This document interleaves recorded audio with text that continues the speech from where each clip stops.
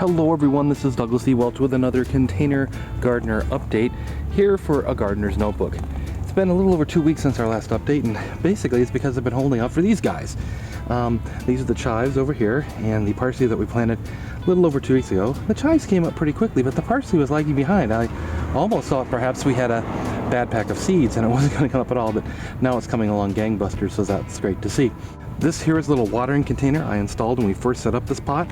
It works pretty well. The water does not gush out. It kind of drains out quite slowly. It works better with the lid on. Creates a little back pressure which slows down the speed at which the water moves into the container.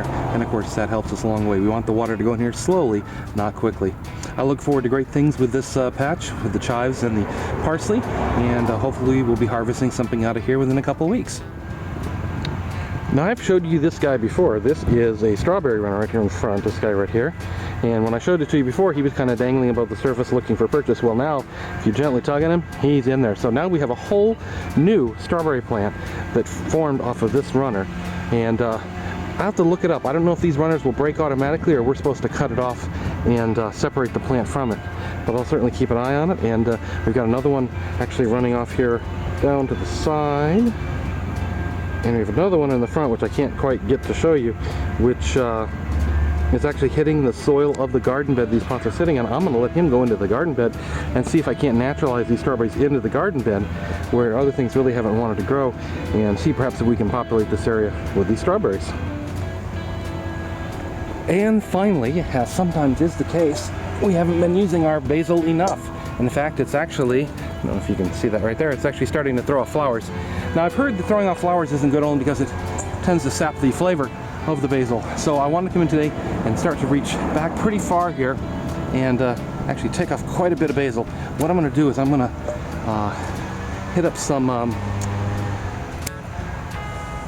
pesto sauce. We'll use it for pasta one night and then I'll freeze the rest of it to have on hand.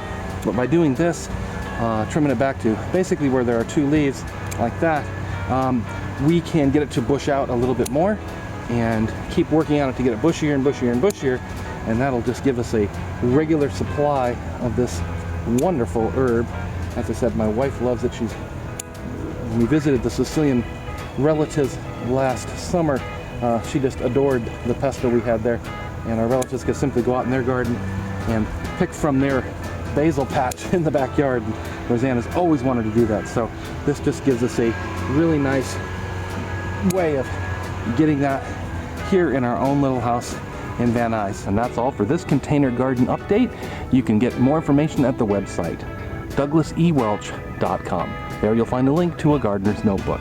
Please leave your questions and comments on the website as comments, or contact us on Twitter, Facebook, or Google+. We'd love to hear what's going on in your garden. Until next time, keep digging.